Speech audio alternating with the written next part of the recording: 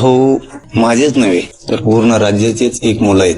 त्यांच्याकडे मीच काय, पूर्ण राज्य आणि समाज दुर्लक्ष करणार नाही. संघटना म्हणून आणि एक समाजाचा कार्यकर्ता म्हणून मी स्वतः एक इंचही मागे सरलेलं नाही आणि त्यांना वाऱ्यावरती जिंदगी सोडणारही नाही. हे 4 भाऊ बाहेर आल्याच्या नंतर तुम्हाला स्वतःहून सांगतील की संघटनेनं त्यांना वाऱ्यावर सोडलं नाही. मेहद्वारंगाला पहिले सूट सांगितलं. आमचे गरीब घेऊन आम्ही उसक आता खाया प्यायला लागलो. तू आमच्या पोराला काही तिकडून मला म्हणलं की नारिंग गाडायचं मला झेंडा लावायचा आहे आणि तुम्ही त्याच्याकरता पोरग देत नाहीत मला. म्हणजे त्याच्यामुळे मी काही बोललेलो नाही, काहीच नाही. गणेश खुणे हल्ला करणाऱ्या तरुणांपैकी एक. अपंग वडील आणि कुटुंबाची सगळी जबाबदारी गणेशवरच होती. ते कडबा आणत होता हेल आणता तुम्हाला सांगतो भय कोण त्याला नेलं तिथून पुढे काहीतरी त्याला काही म्हणले असते, बंगला देऊ गाडी देऊ कुठं काही नव्हतं. त्याशिवाय भायकलं नाही ती. त्यांनाही वाटलं समाज आपल्या पाठीशी राहील, संघटना आपल्या पाठीशी राहतील, पण कुणीही कुठलाही एकही माणूस त्यांच्या पाठीशी किंवा त्यांच्या या कृत्याबद्दल किंवा यांना सोडवण्यासाठी कुणीही कसलाही प्रयत्न केलेला नाही. तुम्हाला हात जोडून विनंती करतो, कोणाच्याही सांगण्याला बळी पडू नका आणि तुम्ही कोणतीही उठोकाचे पाऊल घेऊ नका. कारण मित्रांनो, आपल्याला आपल्या घराशिवाय पुन्हा वाली कुणीच नसतो. करायला लावणारे भरपूर असतात, पण भोगाव मात्र आपल्या स्वतःलाच लागतं. म्हणून कोणालाही बळी पडू नका आणि तुम्ही तुमचं स्वतःचं आयुष्य उद्ध्वस्त करू नका. आमचं आयुष्य उद्ध्वस्त झालंय, पण आमची प्रामाणिकपणे इच्छा आहे की मराठ्याचं काम करताना, जातीचं काम करताना जरूर करा. आम्हाला बी वाटतं मराठा आरक्षण भेटावं, आम्ही बी त्याच्यातच काम करतो. पण जे आजचं आंदोलन ज्या दिशेने चाललंय, हे आंदोलन खूप चुकीचं चाललेलं आहे आणि तुम्ही ह्या आंदोलनाच्या बळी न पडता फक्त तुम्ही तुमचा विचार करा. मराठा आरक्षण हे 100% भेटलं पाहिजे, हे बी प्रामाणिकपणे इच्छा आहे. नमस्कार, जय हरी. मी अजय महाराज वारसकर. आता आपण ज्या तरुणाचा, ज्या युवकाचा व्हिडिओ पाहिला, कोण आहे हा तरुण, काय बोलतो, कोणाच्या संदर्भात हा बोलतो की आंदोलन चुकीच्या मार्गाने चाललंय, आंदोलन भरकटलेलं आहे, भावनिक होऊ नका, कोणाचं ऐकू नका, जाळपोळ करू नका, दगडफेक करू नका, असं का म्हणतोय. तर आपण निश्चित जाणून घेतलं पाहिजे, कारण तुम्ही आम्ही सत्यशोधक आहोत. तुकोबारायांचा वारकरी संप्रदाय असेल आणि सगळीच माणसं ही सत्यशोधक असली पाहिजे. जगद्गुरु तुकोबाराय सांगतात, तुका म्हणे मेघ नाचवी मयुरे लपविता खरे येत नाही. खरं कधीही लपवता येत नाही. आपल्या ग्रामीण भाषेतला म्हणे, पाडलेला वास कधी महाराज जास्त अति बोलणार नाही. परंतु हा जो तरुण आहे, हा जो युवक आहे, हा बोलतोय जरांगे पाटील यांच्या आंदोलनाविषयी. जरांगे पाटलांनी जे 2016ला एक अहमदनगरमध्ये आंदोलन केलं, त्यांच्या त्या शिवबा संघटनेने केलं. त्या शिवबा संघटनेतल्या 4 तरुणांनी जरांगे पाटलाच्या शब्दावर अहमदनगरमध्ये येऊन कोपर्डीच्या त्या आरोपींना कोर्टात मारलं. त्या मुलांना 5 वर्षाची शिक्षा झाली आणि त्याच्यातला हा तरुण आहे, याचं नाव आहे बबनराव वाळेकर. मला हा युट्यूबवर व्हिडिओ मिळाला आणि मी परत शोध करता मला एबीपी माझाची पत्रकार कुलकर्णी यांनी घेतली, त्याच्या घरी जाऊन घेतली मुलाखत सुद्धा एक मिळाली. ज्यावेळेस या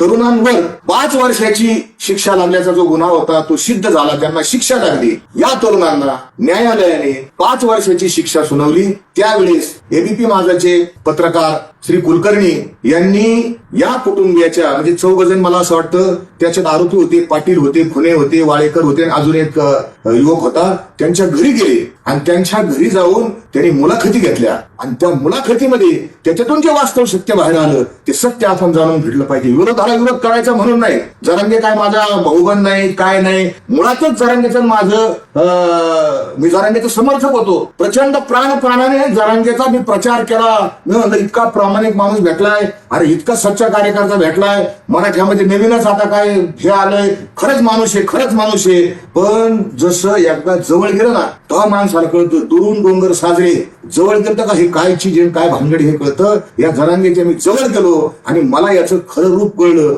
आणि ते खरं रूप कळलं आणि ते खरं रूप एका कारणाच्या माध्यमातून उघड आलं. मी याचे सगळे आपत पोटात घातले. पण ज्या दिवशी हा म्हणला की मी संत फिंट मानित नाही, तुकाराम फिकाराम मला माहित नाही, त्या दिवशी माझ्या तळपायाची आग मस्तकाला गेली. माझा बाप तुकाराम आहे, मी तुकारामांचा अनुयायी आहे आणि माझ्या बापाला जर कुणी बोललं तर त्याला मी सोडणार नाही. या जरांगेचं काउंटडाऊन सुरू झालेलं आहे, याची रिटर्न गिनती सुरू झालेली आहे आणि म्हणून मी हे बोलत नाही. मी त्या दिवशी सांगितलं ओपन चॅलेंज माझं जरांगेला, समोर 1 to 1 करून बोला, येणार नाही तो, त्याची हिंमत नाही त्याची. अजून एक चॅलेंज आहे, पण माझं असं म्हणणं आहे, आजचा जो व्हिडिओ आहे ती व्हिडिओ आपण ऐका. हे जे युवक आता बोलला याचे वडील काय म्हणले हे एकदा आपण जाणून घ्या. कारण आपण आपल्या बापाचं ऐकलं पाहिजे, आपण कोणत्या पुढाऱ्याचं ऐकलं नाही पाहिजे, कोणाचंच ऐकलं नाही पाहिजे. आपण कोणाचं ऐकलं पाहिजे? आपले बाप, आपले आई वडील हे आपले हितचिंतक असतात आणि आई वडील हेच शेवटच्या मदतीला वाचवायला येतात. कोणचा राजकीय नेता कोणचा पुढारी येत नाही. म्हणून ऐकायचं असेल तर आई वडिलाचं ऐका, माझ्या तुकोबारायांची गाथा काय सांगते ती ऐका. आणि म्हणून या वाळेकरांचे जे वडील आहेत, बबनराव वाळेकरांचे वडील वामनराव वाळेकर हे काय म्हणले एकदा ऐका आपण. मैं रंगाला पहिले सूट सांगितलं, मैं रंगाला पहिले सूट सांगितलं, मैं रंगाला पहिले सूट सांगितलं. आमचे गरीब असून आम्ही मुसक आता खाया प्यायला लागलो. तो आमच्या पोराला काही इकडून मला म्हणलं की नारिंग गाडायची, मला झेंडा लावायचा आहे आणि तुम्ही त्याच्याकरता पोरग देत नाहीत मला. म्हणजे ह्याच्यामुळे मी काही बोललेलो नाही रे, काहीच नाही. एबीपी माझा आणि कुलकर्णी नावाचे पत्रकार आहेत, मी तुमचं मनापासून आभार मानतो. आपण घरी जाऊन खरी वास्तव परिस्थिती आणि खरी पत्रकारिता सांगितली, जी आज इतक्या वर्षानं या समाजाच्या उपयोगी आणि कामाला येणार आहे, उपयोगी पडणार आहे. हे जे वामनराव वाळेकर येतं, आपण नीट पहा, या बाबांच्या डोळ्यामध्ये अश्रू आहेत. काय म्हणले हे बाबा? नीट ऐकायची. सुरुवातीला मी पुन्हा टाकलं. बाबा काय म्हणले? या जरांग्याला मी सांगितलं होतं, मी पुन्हा टाकलं, या जरांग्याला मी सांगितलं होतं, या जरांग्याला मी सांगितलं होतं की आम्ही गरीब येतं, आमचं हातावर पोट आहे. काय जरांगेने उत्तर दिले यांना? जरांगे काय म्हणला? बाबा नारायणगडावर भगवा झेंडा लावायचा आहे आणि त्यासाठी तुम्ही पोरग देत नाही, द्या तुमचं पोरग, द्या मला तुमचं पोरग, मी नारायणगडावर झेंडा लावायला चाललो. अरे जरांगे, हे वाळेकर ही त्या बबनरावची जरी बाप असली, हे तुझ्या बापाचे पण आहेत ना. बापासमोर खोटं बोलतो तू. कशाला नेलं त्याला? बबनरावला नेलं नगरच्या कोर्टात येऊन कोपर्डी प्रकरणाचा जे आरोपी होते त्यांच्यावर हल्ला करण्यासाठी कोर्टात न्यायाधीशासमोर. याचा परिणाम काय होणार? नेतृत्वाला परिणामाची जाण पाहिजे, परिणामाभिमुख नेतृत्व पाहिजे. आपल्या कृतीचे काय परिणाम होतात? कोर्टाच्या आवारात पोलिसांच्या समोर जाऊन कोणत्याही आरोपीला जर मारहाण केली तर काय मिळतंय? शिक्षा. 5 वर्षाची शिक्षा लागली. आणि या जरांगीने काय केलं? या वाळेकरांचं घर उद्ध्वस्त केलं. नुसतं वाळेकरांचं नाही, 4ही मुलांचं घर उद्ध्वस्त केलं. अजून दुसऱ्या एका खुने म्हणून आहे, गणेश खुने, त्याच्या वडिलांची मुलाखत पहा. ते अपंग आहे, घरात पडून येतं, पाय नाही, हात नाही, अपंग माणूस. त्याच्या घरी गेला हा जरांगे आणि त्यांना सांगितलं पोराला द्या. त्याच्या वडिलांनी प्रतिक्रिया काय दिली एकदा ऐका. ते गणेश खुनेच्या वडिलांची प्रतिक्रिया. गणेश खुणे हल्ला करणाऱ्या तरुणांपैकी एक, अपंग वडील आणि कुटुंबाची सगळी जबाबदारी गणेशवरच होती. ते कडबा आणत होता हेल आणता तुम्हाला सांगतो भय कोण त्याला नेलं तिथून पुढे काहीतरी त्याला काही म्हणले असते, बंगला देऊ, गाडी देऊ, कुठं काय नव्हतं, त्याशिवाय भायकलं नाही ती. गणेशचे वडील काय म्हणाले ऐकलं का तुम्ही? माझी मराठा बांधवांना हात जोडून पाया पडून विनंती. गणेशचे वडील म्हणले, गणेश हेल आणत होता, हेल शेतातलं कडबा वैरण किंवा जे काय असेल ते बैलगाडीत रचून हेल भरून आणत होता. आणि हेल आणत असता आणि या जरांगीने त्याला घेऊन गेला. आणि काय सांगितलं? परमेश्वर खुन्यांचं काय वाक्य आहे? त्यांना सांगितलं की माझ्या पोराला या जरांगीने भैकावलं आणि भैकवून घेऊन गेला. आणि काय दिलं पत्रात? अपंग माणूस आहे, हात नाही, पाय नाही, गणेशवर सगळं कुटुंब आहे. काय दिलं त्याला? 5 वर्षाची शिक्षा. त्याच्या आयुष्यातले 5 वर्ष काढून दिले. पुढे फेडताल हे पाप. गावातल्या लोकांनी काय प्रतिक्रिया दिली ती प्रतिक्रिया पण एकदा ऐका. ते वाळेकर म्हणून गावातले त्यांचे भाऊबंद किंवा ग्रामस्थ त्यांची एक प्रतिक्रिया त्या एबीपी माझाने नोंदवली, ती प्रतिक्रिया पण आपण ऐका. त्यांनाही वाटलं समाज आपल्या पाठीशी राहील, संघटना आपल्या पाठीशी राहतील, पण कुणीही कुठलाही एकही माणूस त्यांच्या पाठीशी किंवा त्यांच्या या कृत्याबद्दल किंवा यांना सोडवण्यासाठी कुणीही कसलाही प्रयत्न केलेला नाही. आता या वाळेकर पाटलांनी सांगितलं की कोणत्याही संघटनेने, कोणत्याही लोकांनी, समाजातल्याही लोकांनी यांना सोडवण्याचा प्रयत्न केलेला नाही, काहीच मदत केलेली नाही. बांधवांनो, एकदा बारी आपल्यावर आली की आपलेच घरच्यांना चिंता पडती, बाकीचे कोणीही मदतीला येत नाही. एबीपी माझा पत्रकारिता त्या पत्रकारांनी, कारण दुसरी बाजू मांडायला पाहिजे, नुसता आरोप करून त्याच्यावर टीका करून जमत नाही, त्याचीही प्रतिक्रिया घ्यायला पाहिजे. आणि म्हणून आमच्या मराठ्यांचं दैवत, संघर्ष योद्धा असलेले आमचे मनोज दादा जरांगे पाटील यांच्याकडं हे माझाचे पत्रकार गेले आणि त्यांनी जरांगेची त्यावेळेस बाईट घेतली. बघा जरांगे कसा दिसतोय, जरांगेची बाईट कशी, जरांगेची भाषा कशी, जरांगेची बॉडी लँग्वेज कशी. तुम्ही एकदा ऐका जरांगे 2017ला काय म्हणला हे तुम्ही एकदा ऐका आणि त्याच्यानंतर आपण पुन्हा त्याच्यावर चर्चा करू. हो, माझेच नव्हे तर पूर्ण राज्याचेच एक मुलं आहेत, त्यांच्याकडे मीच काय, पूर्ण राज्य आणि समाज दुर्लक्ष करणार नाही. संघटना म्हणून आणि एक समाजाचा कार्यकर्ता म्हणून मी स्वतः एक इंचही मागे सरलेलं नाही आणि त्यांना वाऱ्यावरती जिंदगी सोडणारही नाही. हे 4 भाऊ बाहेर आल्याच्या नंतर तुम्हाला स्वतःहून सांगतील की संघटनेनं त्यांना वाऱ्यावर सोडलं नाही.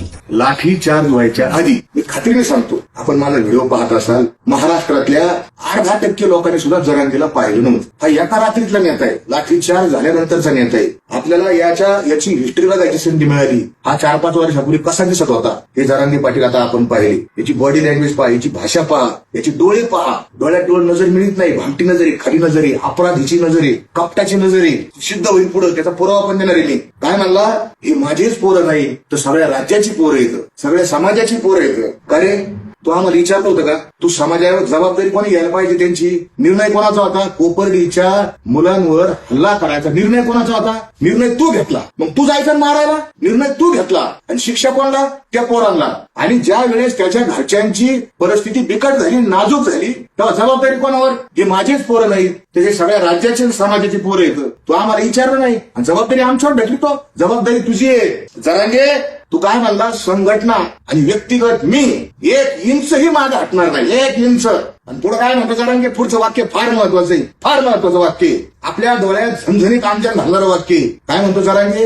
त्याच्या वडिलांचे शब्द सांगू का? जरांगे काय म्हणतो, ते पोरं जेव्हा सुटून बाहेर येतील तेव्हा ते पोरं तुम्हाला सांगतील की जरांगीने त्या पोरांना किती मदत केली. ऐकायचंय का? हिंमत आहे का तुमच्याकडे ऐकायची? माझा मायबाप मराठा बांधवांना आणि विशेष करून या तरुण पोरांना कळत नसेल तर त्यांच्या आई वडिलांनी हा व्हिडिओ हात जोडतो तुमच्या पुढे, माझ्या समाजापुढे हात जोडतो की हा कसा नालायक माणूस आहे, बिन लायकीचा माणूस आहे. हा दुसऱ्याची लायकी काढतो ना, याची लायकी नाही, त्याची लायकी नाही, त्याच्यावर बोलू नंतर. माझ्या मायबाप मराठा समाजातल्या ज्येष्ठ श्रेष्ठ लोकांना विनंती आहे, विवेकी विचार करणाऱ्या लोकांना विनंती आहे. हा म्हणला, हे पोरं बाहेर आल्यावर सांगतील. ऐकायचं तुम्हाला? पोरं काय म्हणले?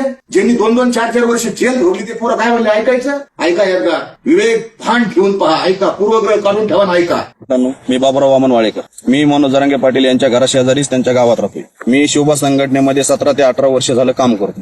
मित्रांनो, आज मुंबईला जाऊन तुम्हाला दगडफेक करण्यासारख्या गोष्टी करायला होतील, जाळपोळ करण्यासारख्या गोष्टी करायला होतील. त्यांच्या लोकांच्या किंवा कोणाच्याही, त्यांचे जे आजूबाजूचे लोक आहेत त्यांच्या कोणाच्याही लोकांच्या सांगण्यावर दगडफेक किंवा जाळपोळ करू नका. मित्रांनो, आम्ही कोपर्डीच्या हल्ल्यामध्ये सुद्धा हेच गोष्टी घडल्या. आम्ही 307 सारख्या व 120 सारख्या गुन्ह्यामध्ये आम्ही 2 वर्ष कोपर्डी येरवडा जेलमध्ये राहिलो. आम्हाला त्या ठिकाणी खूप त्रास झाला. मित्रांनो, ज्या वेळेस घडतं त्यावेळेस आपल्या घरच्या व्यतिरिक्त कोणीही नसतं. मित्रांनो, तुम्ही कोणाच्याही याला बळी पडू नका. आज बी आंतरवालीच्या आंदोलनामध्ये राजेश टोपेच्या सांगण्यावर किरण तारकाच्या घरात मीटिंग होऊन लोकांना दगडफेक करायला लावली. आम्हाला सुद्धा सांगितलं गेलं की तुम्हाला जरांगे पाटलांनी जर पुढची काही घटना जर घडली तर तुम्हाला जाळपोळ आणि दगडफेक करायला लावली, करा म्हणून सांगितलं. आम्ही ती गोष्ट केली. 307 सारखे गुन्हे दाखल झाले. आज आम्ही त्या गुन्ह्यामध्ये, आज जरी आमची जामीन झाली असली तरी भविष्यात आम्हाला ह्याचा त्रास आहे. आणि आज मुंबईला बी चालले, त्या मुंबईमध्ये बी ही घटना घडण्याची शक्यता आहे. म्हणून तुम्हाला हात जोडून विनंती करतो, कोणाच्याही सांगण्याला बळी पडू नका आणि तुम्ही कोणतीही टोकाचे पाऊल घेऊ नका. कारण मित्रांनो, आपल्याला आपल्या घराशिवाय पुन्हा वाली कुणीच नसतो. करायला लावणारे भरपूर असतात, पण भोगाव मात्र आपल्या स्वतःलाच लागतं. म्हणून कोणालाही बळी पडू नका आणि तुम्ही तुमचं स्वतःचं आयुष्य उद्ध्वस्त करू नका. आमचं तर आयुष्य उद्ध्वस्त झालंय, पण आमची प्रामाणिकपणे इच्छा आहे की मराठ्याचं काम करताना, जातीचं काम करताना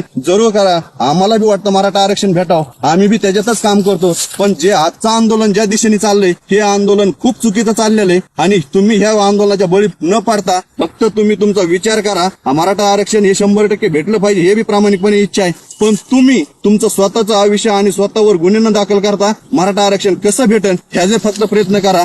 आपण आता या तरुणाची अंतकरणातून आलेली ही तळमळ आपण ऐकली. हा जो मुलगा आहे ना, हा जो तरुण आहे ना, हा मनोज जरांगे यांच्या गावात त्यांच्या घराशेजारीच राहतो. तुम्ही आम्ही कुठं राहता? कोण नांदेडला राहतो, कोण सोलापूर राहतो, कोण कोल्हापूरला, कोण मुंबईला, कोण संभाजीनगरला, कोण अहमदनगरला, कोण नाशिकला. आपल्याला काय माहिती जरांगे कसा आहे? गावातल्या लोकांना हा माणूस कसा, तो माणूस कसा आहे माहिती असतं. आणि इतक्या 17-18 वर्ष राहून या तरुणाला कळलं नाही. तुम्हाला आम्हाला 4 महिन्यात हा जरांगे कसा कळणार? अनुभवाचे बोल आहे का? हा तरुण काय म्हणतो, या मराठा आंदोलनात तुम्हाला दगडफेक करायला लावतील, जाळपोळ करायला लावली. त्या तरुणाची बोल आहे. यांनी एका राजकीय नेत्याचं नाव सुद्धा घेतलं, गावातल्या एका माणसाचं नाव घेतलं. त्या माणसाच्या घरात मिटिंग झाली आणि त्यांनी सांगितलं मनोज जरांगे यांच्या आंदोलनात जर काही झालं, गडबड झाली तर तुम्ही एकट्या पेटवा, गाड्या पेटवा, दगडफेक करा. हा प्रत्यक्ष साक्षीदार आहे, आय विटनेस. कसा त्यांनी सांगितलं, नुसतं सांगितलं नाही तर याच्यावर सुद्धा 307चा गुन्हा दाखल झाला, त्याला जामीन झाली त्याच्यात, त्यांनी सांगितलं. आणि शेवटी या तरुणांनी समाजाला याच्यावर प्रचंड दबाव होता. इतकं सोपं नाही, या जरांगेच्या विरोधात बोलणं इतकं सोपं नाही. मी काल परवा दिवशी व्हिडिओ केला, मला फोन तू आमच्या देवाला बोलला, आमचं दैवत आहे. अरे तुमचं देव, तुमचं दैवत, तुम्हाला काय माहिती तुमचा देव तुम्हाला दैवत. मी त्या माणसाच्या जवळ गेलो आणि आम्हाला फार वेळ नाही लागत. तू काय म्हणे मदत कळते चाचणी, अनुभव, बडबडीची वाणी अथवा सत्य. आम्ही तुकोबरायचे अनुयायी आहोत. कोणाची बडबड, कोणाचं खरं, कोणाचं खोटं आम्हाला 1 मिनिटात कळतं. नाही घासावे लागत. एका शिते कळे भात, एक शितावून भाताची परीक्षा होती. आम्हाला कळलं हा जवळ गेल्यानंतर हा जरांगे कसा आहे. आणि शेवटी या तरुणानं निर्वाणीचा संदेश दिला. आमचं घरदार उद्ध्वस्त झालं, आमचं आयुष्य उद्ध्वस्त झालं, तुमचं करू नका, डोकाचं पाऊल उचलू नका, अशी कळकळीची विनंती या तरुणाने केली. मित्रांनो, बांधवांनो आणि सगळ्यांनाच माझी विनंती आहे. भावनेच्या भरात आपण अनेक काही गोष्टी करतो. भावना आणि बुद्धी ह्या 2 गोष्टी असतात. भावनेचा जोर वाढला, जातीयता ही भावनेच्या याच्यावर असते. जातीचा अहंगंड आणि ह्या जातीचे असला पाहिजे. जातीचा मी म्हणत नाही जातीचा स्वाभिमान असावा जातीचा स्वाभिमान, पण तो अहंकार मिश्रित नसावा, दुसऱ्यावर अन्याय करणारा नसावा. आपल्या पूर्वजांनी केलेला पराक्रम हा घोषणानं सांगणं ही वेगळी गोष्ट आहे. आणि तू किती हलका आहे, तू किती नालायक आहे, या कुच्छित भावनेने सांगणं ही वेगळी गोष्ट आहे. माझ्या सगळ्या तमाम मराठा तरुणांना आणि जी ज्येष्ठ घरामध्ये बसलेले आई वडील आहेत त्यांना माझे हात जोडून कळकळीची विनंती, बाबा हो, आपल्या मुलांना या आंदोलनात पाठवू नका. हे आंदोलन चुकीच्या मार्गाने चाललं आहे. जरांगे पाटील, तुम्ही माझा व्हिडिओ त्या लाल रंगाच्या गोधडीत बघून पाहताय. जरांगे पाटील, मला चांगलं माहितीये, गोधडी घ्यायची ती लाल आणि व्हिडिओ बघायचा. बघा माझा व्हिडिओ तुम्ही बघत असताना तुम्हाला ओपन चॅलेंज आहे, या भेटा आणि डिबेट करा. आणि अजून काय सांगता, उद्या परदेशी तुमची चांगली एक माझ्या या व्हिडिओमुळे इतक्या लोकांना धैर्य आलं, एकेकाला वाचा फुटायला लागली आणि तुमचं सगळं सत्य हे बाहेर पडणार आहे. तुझी मुलगी म्हणली पंढरीचा पांडुरंग माझ्या बापाच्या पाया पडायला येतो, देव सुद्धा माझ्या बापा समोर झुकतो. आणि ही भाषा कोणाची? रावणाची भाषा आहे. रावणाने सगळे देव पलाना ठेवले होते, पुरा राहत होतो का नाही? ही गर्वाची भाषा आहे. तुझी संस्कृती, तुझा आचार, तुझा विचार, तुझं घर, हे सगळं आम्हाला माहिती. माझ्याकडे हजारो असंख्य पुरावे येतात. माझ्या आता फार काही वाढवत नाही. पुन्हा एकदा कळकळीचं आवाहन, आपल्या मुलांना याच्या आंदोलनात पाठवू नका. जय हरी, जय जिजाऊ, जय शिवराय.